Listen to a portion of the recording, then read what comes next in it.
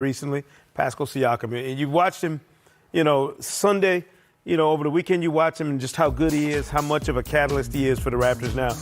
Tough game, tough loss at home to Houston, but still the one guy on that Raptors team that is going to be able to beat a bucket, which is stunning to think. A couple years ago, he's averaging 7 points a game. Now, in this conversation, not only the reigning most improved player, Matt, but potentially an MVP candidate, which says a lot about the program in Toronto. It says as much about the team as it does about him, and he's been amazing. Yeah, no doubt about it. Number 4, and this I'm fighting our friends in Texas. They want to see James Harden higher on this list.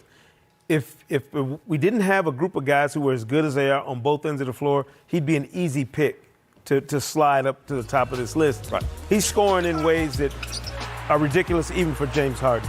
I thought he played his most efficient game I've seen all season in Toronto. Last night when he didn't blitzed score him and decided they weren't going to let him be the guy. Yeah. He gets 23 on 11 shots and makes all the right plays at the right times to help them win that game. Just the second loss this season at home for the Raptors. A lot of it had to do with James Harden and the work he does without scoring 50 or 60 points like he did in the previous game. You could argue that's more impressive than the back-to-back 50-point I think it games. is. Yeah. I really do. I think it is. I think he's at his best when he plays the way he did last night. I would have no problem on the top 3 in any order because I know who they are. Well, good. I'm glad that you don't have a problem. I'm not going to argue with whatever order. I'll let you answer these emails I'm going to get all weekend. I'm not going to do that.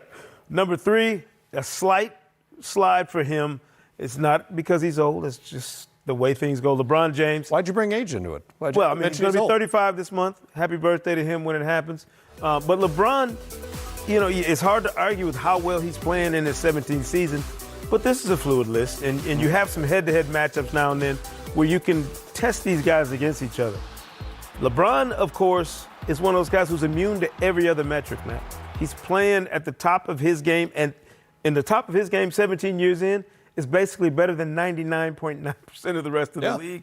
He's just unbelievable to see him continue to play game after game at this level on both ends of the floor. And he's clearly the best player and the driving force behind the best team in the West right now. I don't think there's any doubt about that. I don't think there's any doubt. And why do you got to call a guy old, though? He's getting there. I mean, you don't have to keep pointing. We know these things, Matt. I know. He's I understand. Number 2, though, speaking of that next generation, there's the youngest guy on the list. And really, when you think about Luka's performance here recently, player of the month, for the first 2 months, really, of the season. Unbelievable. Near triple-double averages. And did anybody see not only a huge jump for him, but this kind of substantial improvement from his runaway Rookie of the Year season? Dallas is legitimately in that conversation to host a first-round playoff series right now. They could be a top 4 team in the Western Conference. It's because of Luka Doncic. There's no one else on that roster that could assume the responsibilities he does, just in terms of being their number 1 player and number 1 option every single night. The other night he had a game, he gets his numbers in like 28 minutes. Yeah. I mean, he's doing things that a 10-year veteran at the top of his game would do, and he's doing it in his second year. And to me, he's changed their timeline because they go from a season in which they're going to, let's see how Doncic and Kristaps Porzingis play together, to now probably thinking about fortifying the roster for the playoffs come trade deadline. Well, the dangerous thing now becomes the expectation. Yeah. Because now, after these first couple of months, he's elevated his own standard. So now we're going to be watching him night after night. Can he keep up with what he's done? That'll be a very interesting thing to see how he handles these next few months. All right, and that leaves the birthday boy at number 1 once again. I thought it would have been disingenuous of us to blow out candles on the MVP ladder on Giannis when he's done what he's done.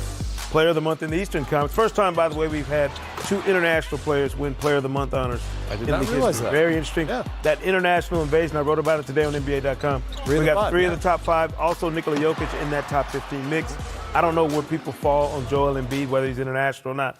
But Giannis, and we talked about it earlier with Marcus Johnson, this is a guy that if you told me he'd be this good a player when I saw him his rookie year walking these halls and Charles Barkley punched him in the chest and almost knocked him cold, I would have laughed at you. But to see the maturation and the growth physically in his game and everywhere, Matt, is unbelievable. I'm curious, though, now that Giannis has reached this level, who on that Bucks team is going to raise their game to go along with him? Because he's got to have somebody else. We saw that in the postseason last year. He's got to have somebody else ride with him deep into the postseason and play at that next level. We'll see if it's, somebody that's already on the roster, if it's somebody else that they have to go get. But Giannis is pushing it to a level where he's got to have somebody go with him. Otherwise, he's going to be doing this regular season, winning MVPs, but may not be able to get to where he wants to be in the postseason. Got to have another playmaker on that roster. Got you. Happy birthday to Giannis Antetokounmpo, and a nice job as always. Appreciate it. You can find the MVP ladder every Friday on NBA.com, and then send Sekou all your angry emails. Go head-to-head for the 39th time. Look like a young baby, stud baby. That was the first time back in November of 2003. So think about that, how long these two have been playing against each other in the NBA. But Melo, let's talk about him first and foremost, okay? So in 4 of the last 5 games, he scored 20 or more. It seems like they're finding their rhythm, and it's working out. Yeah, first of all, the fact that Melo's been out the game for a year and a half, I really commend him on really believing. You talked about guys, this is their dream. Well, at this point in your career, you ask yourself, Melo's been an all-star, he's been an Olympic champion, he scored over, 20,000 plus points. Why are you still loving the game? Why are you still dreaming? When I asked him that, Sam goes, I didn't realize how much I appreciated the game until I was away for the last year and a half. So it really has humbled him. So to see him come back, keep his body right, find the right team that needed him just as much as he wanted them, and now Dame and CJ are sharing the ball, to your point, getting the points, because they say, you know what? Dame knows he can score whenever he wants to. CJ knows he's a walking bucket. But now they know they have someone else they can throw the ball to when they're not hot, when things are going, slow for them. Because we've seen certain nights where both guys struggle to score. Hey, Melo, go get us a bucket. So far, so good. The body's right. He's getting buckets for him. And you see how hard, how much work CJ and Dame had to work to get a shot. Mm-hmm. You saw the motion and running and cutting and picks. And, dude, they had to get tired. Mm-hmm. Now you got Melo. And then for everybody who say catch and hold, man, when I'm tired, Melo, you know what? Go get me a bucket. That's right. That's what Melo does. He is a professional scorer. So when you look at this Portland Trail Blazers team, they've been looking for that third guy. Look at all the money they've spent over the past 3-4 years trying to find that guy, Evan Turner and guys like that. And Melo's sitting right there for you.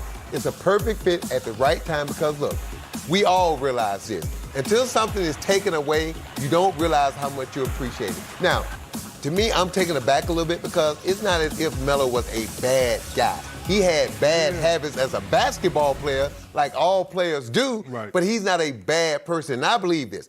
If a player is willing to change and he really wants to win and be successful, they will accept coaching and they will listen to changes only if they know it's the right thing for them and the right thing for the team. And it looks like it's the right thing for C.J. McCollum because the last 10 games he scored 20 or more. You see him averaging 25 points per game. That's the best stretch of his career, the longest amount of time he's scored over 20 Melo being there, and 3D will tell you this, he's made it easier for those guys. That's where I was going. That's exactly where I was going. Yeah. Because Melo, we know he has been known for a one-on-one guy, but how is he scoring his points right now? Catch and shoot.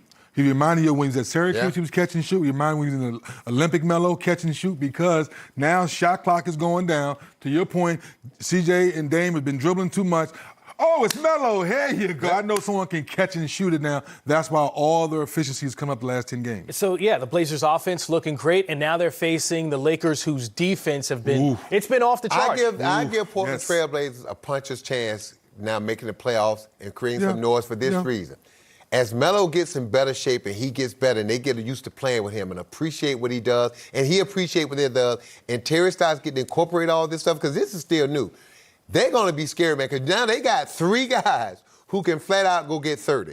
And Melo, and watching him now, he's only going to get better. Yes. As he practices and gets his timing, he's only going to get better. But you look at his shooting percentages right now, those are good shooting percentages. 45% and almost 35% from the 3, 36. To Sam's point, they're in the ninth spot now, right behind Phoenix.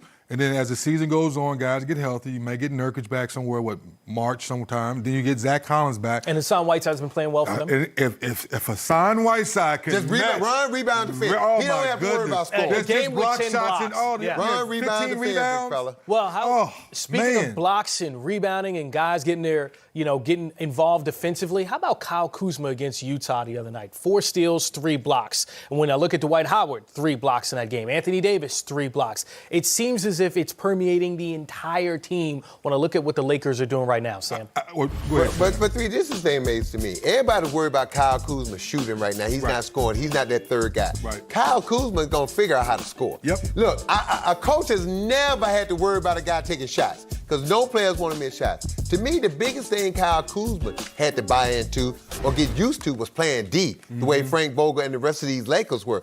I watched him when he first came back 3D. Yeah. He couldn't move his feet. I was like, oh, my God. Legs were still But he's getting better. And what he's starting to realize, his minutes are going to be predicated on not how many shots he made, by how good a defense he played. And you know this, D, if you play good enough D, you're going to get more minutes. And if you're on the floor playing with LeBron James, you're going to get shots. 32 fast break points against Utah as well. To that point, they're playing defense, they're getting out, they're running a break, running the floor, and it's paying dividends for the Lakers against Portland tonight. Should be a good one to catch. Yeah.